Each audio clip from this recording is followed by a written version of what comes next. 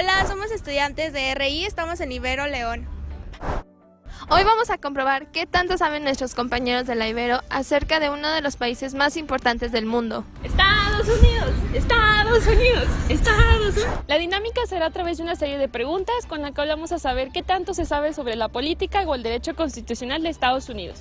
Averigüémoslo. Bueno, te voy a hacer una pregunta. ¿Cuántos estados tiene Estados Unidos? 50. ¿Cuál es la capital de Estados Unidos?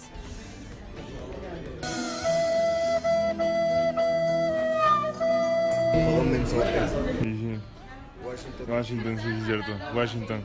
¿Quién es el presidente actual de Estados Unidos? Es Donald Trump. You win. Perfect. ¿De qué se encarga el Poder Judicial? ¿De las leyes? No sé, la neta. ¿Por quién se compone el Poder Judicial? Hello, darkness, my old friend. Te doy opciones si quieres. Sí, por favor. La primera es Suprema Corte de Justicia y Cortes Federales. La segunda es por el presidente y la tercera es por el vicepresidente. No, la primera. ¿Cuál es la primera? Ay, ¿qué? Lo de cortes. Ajá, Suprema Corte. La Suprema Corte y Cortes Federales. Cortes Federales. Muy bien.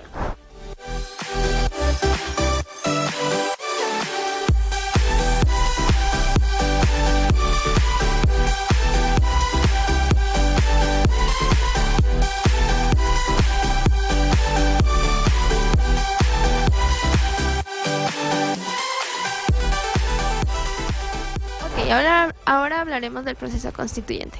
En 1787, en Filadelfia se unieron los principales representantes de distintos estados. Estos para hablar acerca de los artículos de la Confederación, que era el documento que regía en esos momentos a Estados Unidos de América. Varios de esos representantes decidieron que era preferible crear mejor una nueva constitución en vez de modificar tantos artículos. El presidente Benjamin Franklin ratificó la Constitución y a partir del 14 de marzo entró en vigor junto con el gobierno que esta misma dictaba. Ahora hablaremos de la forma de Estado y gobierno. La forma de gobierno es una federación democrática, una república federativa democrática.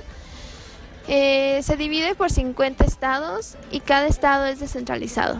Estos estados tienen condados y estos condados tienen su propia constitución, forma de gobierno y leyes. Obviamente estas leyes tienen que estar apegadas a la Constitución Federal y actualmente Estados Unidos es una nación soberana, puesto que no hay nada por arriba de él y todos están por debajo. El poder legislativo en Estados Unidos se compone por la Casa de Representantes y el Senado. La Casa de Representantes cuenta con 435 y la Cámara de Senadores con 100, donde únicamente una tercera parte de ellos son los que eligen quiénes son las personas que los van a representar. El análisis del poder ejecutivo en Estados Unidos está integrado por el presidente, el vicepresidente y el gabinete. El presidente se puede decir que es como aquí en México, porque es el que toma la mayoría de las decisiones. El vicepresidente está únicamente también toma otras decisiones, pero se puede decir que cuando el presidente no se tenga algún accidente o algo así, el vicepresidente ya lo suple por un determinado tiempo o puede ser por el tiempo definitivo. Bueno, el vicepresidente junto con el presidente se encargan de algunas tareas donde la verdad también tiene un cargo importante el vicepresidente. En el gabinete se pueden dar hay muchísimos departamentos, les voy a mencionar algunos, los que son como el Departamento de Agricultura de los Estados Unidos, Departamento de Comercio, Departamento de Defensa. Todos estos en conjunto también aportan en el Congreso. Bueno, en el análisis del Poder Judicial en Estados Unidos, está compuesto por la Corte Suprema y otras Cortes Federales, en la cual el Congreso determina generalmente la jurisdicción de las Cortes Federales. Entre todas estas, en el artículo 3 de la Constitución establece que el Poder Judicial deja al Congreso una gran discreción para determinar la forma y la estructura del Judicial Federal. Esto quiere decir que el Congreso determina las tareas que va a hacer el Poder Judicial. También, bueno, ya para finalizar, el Congreso determina la jurisdicción de los tribunales federales. La Constitución concede a la Corte Suprema y a la jurisdicción pues que sea destituida por el Congreso. Estos tribunales tienen el poder exclusivo únicamente y exclusivamente de determinar la ley determinada por la Constitución. ¿Qué sabes acerca de los organismos autónomos de Estados Unidos? Algunos organismos autónomos son como la Agencia Central de Inteligencia, que es la que reúne inteligencia extranjera y proporciona evoluciones de seguridad nacional a las autoridades de Estados Unidos. Esta actúa como principal proveedor de inteligencia humana para el gobierno federal. Otra es la Comisión de Comercio de Futuros de Productos Básicos. Esta regula el futuro de los productos básicos y los mercados de opciones en los Estados Unidos. La agencia protege a los participantes del mercado contra la manipulación, las prácticas comerciales abusivas y el fraude. Mediante la supervisión y la reglamentación, la Comisión de Comercio de Futuros de Productos Básicos permite a los mercados desempeñar mejores sus funciones importantes en la economía estadounidense, proporcionando un mecanismo para detección de precios y un medio de compensación del riesgo de los productos. Las agencias independientes del gobierno federal de Estados Unidos son aquellas agencias que existen fuera de los departamentos ejecutivos y la oficina ejecutiva del presidente. Las agencias que mientras constituciona parte de la rama ejecutivo, sea independientemente del control presidencial, generalmente porque el poder del presidente de despedir al jefe de agencia o a un miembro es limitado. Establecido a través de estatutos separados aprobados por el Congreso, cada respectiva concesión estatutaria de la autoridad define los objetivos de la agencia que debe de trabajar hacia él como, así como que sus áreas sustantivas, en su caso sobre las cuales puede tener el poder de reglamentación. Estas reglas o reglamentos de la agencia, cuando están en vigor, tienen el poder de la ley federal.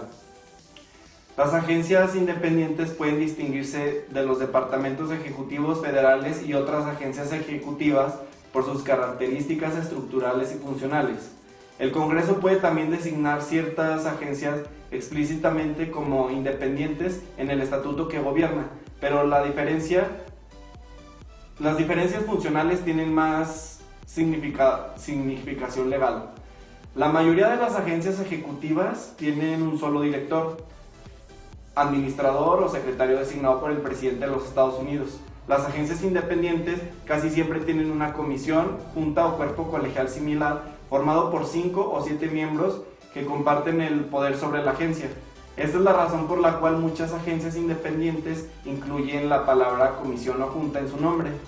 El presidente designa a los comisionados o a los miembros de la junta, sujetos a la confirmación del Senado, pero a menudo cumplen con los términos que están escalonados y más largos que un periodo presidencial de 4 años, lo que significa que la mayoría de los presidentes no tendrán la oportunidad de nombrar todos los comisionados de una determinada agencia independiente. El presidente normalmente puede designar a un comisionado para que sirva de presidente. Normalmente hay disposiciones por incapacidad, negligencia del poder, del deber, mala conducta u otra buena causa. Además, la mayoría de las agencias independientes tienen un requisito estatutario de la calidad de miembro o bipartidista de la comisión. Así que el presidente no puede llenar simplemente vacantes con los miembros de su propio partido político.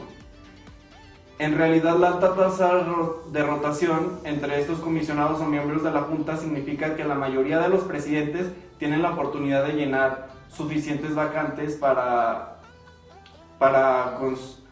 construir una mayoría de votos en cada comisión de agencia independientes dentro de los 2 primeros años del primer mandato como presidente. En algunos casos, los presidentes han encontrado las agencias independientes más leales y al mismo tiempo con los deseos y los objetivos de política del presidente que algunos disidentes entre los nombramientos políticos de la agencia ejecutiva. Las tentativas presidenciales de quitar funcionarios independientes de la de la agencia ha generado la mayor parte de las opiniones legales importantes de la Corte Suprema en esta área. Los presidentes tienen normalmente la autoridad para quitar a los jefes de agencias independientes, pero deben cumplir los requisitos estatutarios para la remoción, tal como mostrar que el individuo ha cometido mala conducta. En contraste, el presidente puede eliminar los jefes de agencia ejecutivas regulares a voluntad. Si la agencia independiente ejerce cualquier poder ejecutivo como la aplicación de la ley, y la mayoría de ellos lo hacen, el Congreso no puede participar en el proceso de remoción regular de los comisionados. Constitucionalmente, el Congreso solo puede participar directamente en procedimientos de acusación.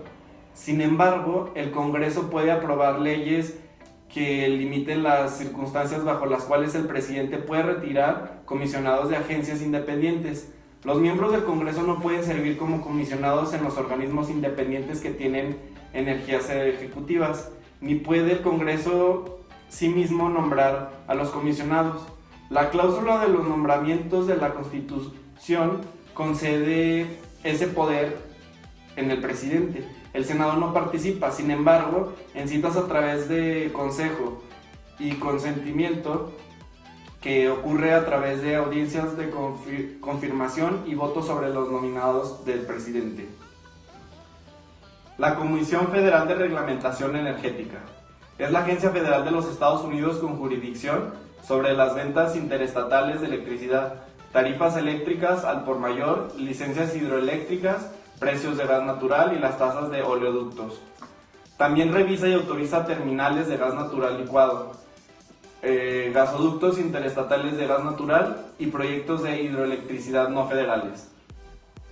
La Comisión Marítima Federal. Esta regula el transporte oceánico internacional de los Estados Unidos. Se encarga de garantizar un sistema de transporte oceánico competitivo y eficiente. La Junta de Gobernadores de la Reserva Federal. Es el órgano rector del sistema de la Reserva Federal, llamado a menudo la Fed. El Banco Central de los Estados Unidos. Conduce la política monetaria de la nación, influyendo en volumen de crédito y dinero en circulación. La Reserva Federal regula las instituciones bancarias privadas, trabaja para contener el riesgo sistémico en los mercados financieros y proporciona ciertos servicios financieros al gobierno federal, al público y a instituciones financieras. La Junta Nacional de las Relaciones Laborales administra la ley laboral principal de los Estados Unidos, la Ley Nacional de Relaciones Laborales. La Junta tiene el poder de prevenir o remediar las prácticas laborales injustas y de salvaguardar los derechos de los empleados para organizar y determinar a través de las elecciones si tienen un sindicato como su representante de negociación. La Junta Nacional de Seguridad de Transporte es responsable de la investigación de accidentes de transporte civil en Estados Unidos. Investiga y divulga sobre accidentes e incidentes de la aviación, ciertos tipos de desplomes de las carreteras, de accidentes de la nave y del infante de marina, de accidentes de la tubería y de accidentes de ferrocarril. El poder convencional, según la Constitución de los Estados Unidos de América, va a recaer principalmente sobre su presidente, en este caso sobre Donald Trump. El presidente va a tener la facultad de celebrar tratados internacionales con el consentimiento del Consejo y del Senado. Para dotar de validez a tales tratados, el Senado debe de aprobarlo con 2/3 partes de la mayoría relativa, es decir, de los senadores que estén presentes. Aparte, el presidente tendrá la facultad de nombrar ministros, embajadores y cónsules que el tratado internacional requiera, con aprobación de igual manera del Consejo y del Senado. El poder corrector es el que corrige. Ay, no se crean. El poder corrector es quien se va a encargar de aplicar justicia constitucional. En el caso de los Estados Unidos de América, este se va a depositar en el Poder Judicial y por lo tanto el aplicador va a poder ser cualquier juez. No vamos a necesitar un tribunal constitucional ni nada por el estilo para poder aplicar el poder corrector. En el caso de los efectos, va a ser la inaplicación de la norma. Simplemente no la vamos a aplicar sin tener que expulsarla. En el caso del acto de aplicación, va a ser concreta porque vamos a tener que interpretar obligatoriamente a la ley o a la norma. Y en el caso del accionar, puede ser cualquier persona que se resienta ante tal norma que no va de acuerdo a la Constitución o que va en contra. El Poder Revisor de los Estados Unidos de América, según el artículo 5 de su Constitución, nos dice que para hacer reformas o enmiendas a su Constitución, debe de hacerlo solamente 2/3 partes de cada Cámara del Congreso, y es porque lo juzgan necesario. O incluso lo puede hacer 2/3 partes de los distintos estados de los Estados Unidos de América. Cuando estas reformas o estas enmiendas a la Constitución hayan sido ratificadas por 3/4 partes de las legislaturas de los estados, ya sea que lo hayan hecho por separado o juntas en una convención, estarán dotadas totalmente de validez y formarán parte de la Constitución de manera permanente. Aparte, estas reformas o estas enmiendas no serán válidas o no serán validadas si se van hacia más atrás del año 1800 o si se modifica a las cláusulas primera y cuarta de la sección 9ª del artículo 1. Por lo tanto, para finalizar, el Poder Revisor se deposita en 2/3 partes de cada Cámara del Congreso y en 2/3 partes de las legislaturas de cada estado de los Estados Unidos de América.